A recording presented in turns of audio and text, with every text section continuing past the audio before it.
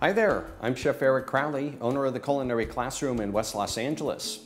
And with Valentine's Day approaching, a great dessert is our coconut creme brulee. Ready? Let's get started. The ingredients are 1 pint or 2 cups of heavy cream, half a cup of shredded sweetened coconut, 5 egg yolks, 1/3 cup plus 2 tablespoons of granulated sugar, a pinch of salt, and half a teaspoon of vanilla extract. To begin with our coconut creme brulee, the first thing that we need to do is we actually need to flavor our heavy cream. I have 2 cups of heavy cream in this pot, and we're gonna flavor it by steeping shredded sweetened coconut. I'm gonna go ahead and add that on in, give the pot a little swirl to go ahead and get it incorporated, and begin to scald it. While that is scalding, we can go ahead and we can separate our eggs. You can check that out on another video on mahalo.com. We take it off the heat, we cover it up with a lid, and let it steep for about 15 minutes in order to pull that flavor of the coconut out and get it into the cream. Our next step is to strain it in order to utilize just the cream itself, because pretty much all the flavor has been pulled out of the coconut and is now inside the cream. We're going to wind up utilizing a little basket strainer and a small bowl. Pour the cream on through, and that is our strained coconut cream. We're going to take our sugar and combine it with our egg yolks, with our little pinch of salt, and half a teaspoon of vanilla. I'm going to blend these together with a whip. Get them really nicely combined. So we're going to do a classic technique that we call tempering. And that involves taking our hot liquid and incorporating it into some eggs by gradually pouring it in while we're constantly whipping and moving around our egg yolks. Going to take the hot cream and slowly pour it in. Notice I'm also pouring the cream and letting it drip over the wires of the whip. That's going to help cool off the cream, and that's also going to help bring up the temperature of the eggs.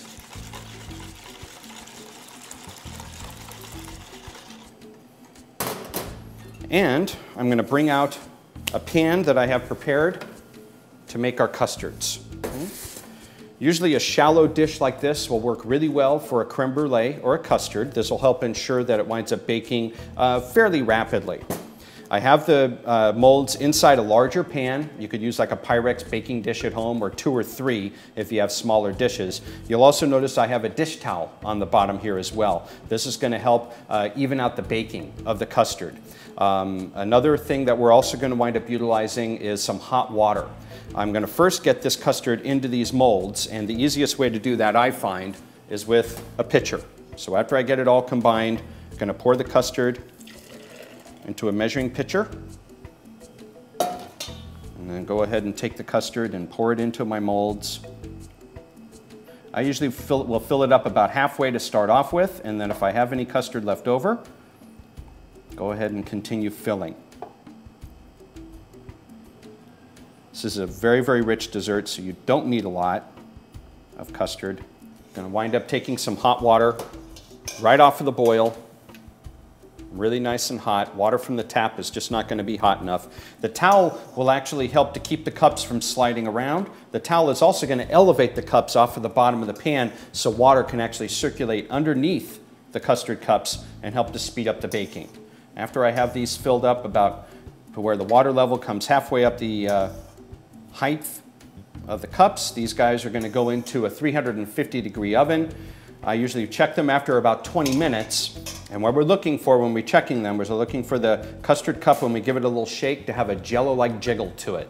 So the custard has come out of the oven. It's really important to let it cool completely. If you have the opportunity, let it refrigerate overnight. Be really wonderful. The idea by that is that you're actually looking for a really cold custard, and we're going to have a hot, crispy sugar coating on top. We're going to wind up taking some granulated sugar.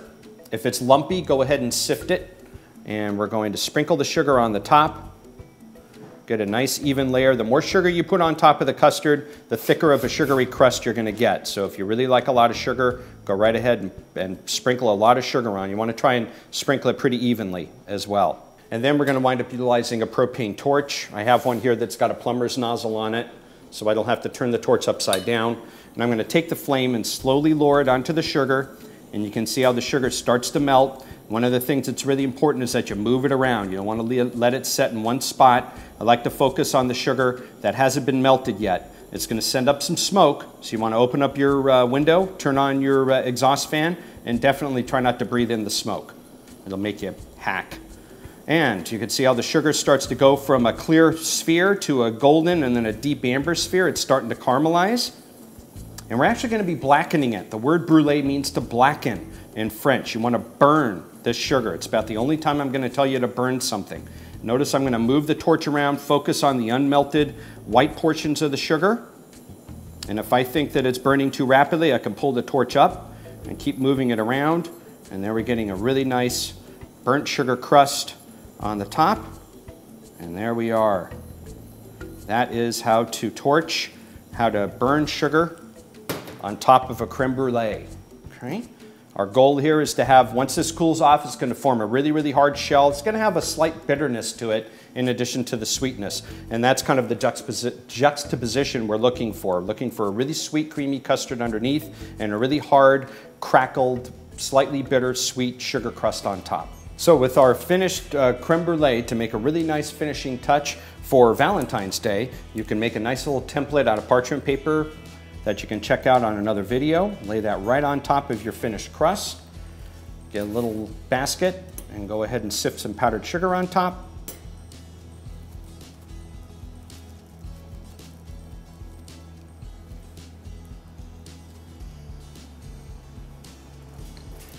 And carefully, we're going to lift this guy on out.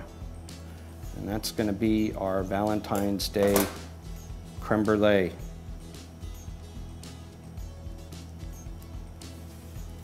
Nice little heart shape there. Very nice for the holiday. And that is how you make your Valentine's Day coconut creme brulee.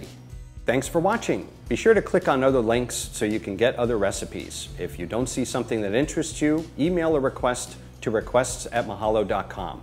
Also be sure to subscribe so you can get lots of wonderful additional information. Thanks, and I'll see you soon.